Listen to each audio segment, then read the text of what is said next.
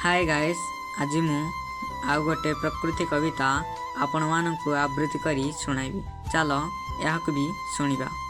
कवितार शीर्षक हेउची प्रकृति मो पई नायिका। सते कण प्रकृति गोटे नायिका?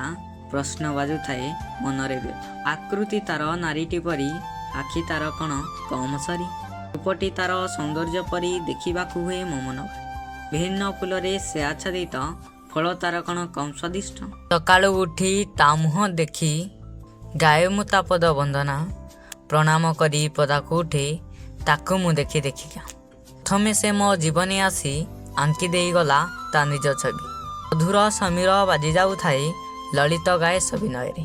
थर से सबुज रंग, आखिरे भरी दिए केते तरंग। चिं चिं पक बोबाऊ थाए, निशिथिर प्रभाव प्रसारु थाए। फूलर बास्ना खेली जाऊ थाए, भौर भासे ता नाश अंगे।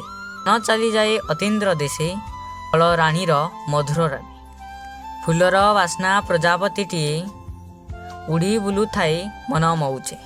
नली किरण बाजी जाऊ थाए, पद्म अनाए एक लୟରେ।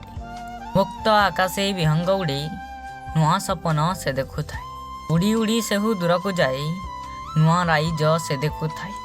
शांति नीरव हुए अबनी जाए, सभिए जाती निज घर मुखे।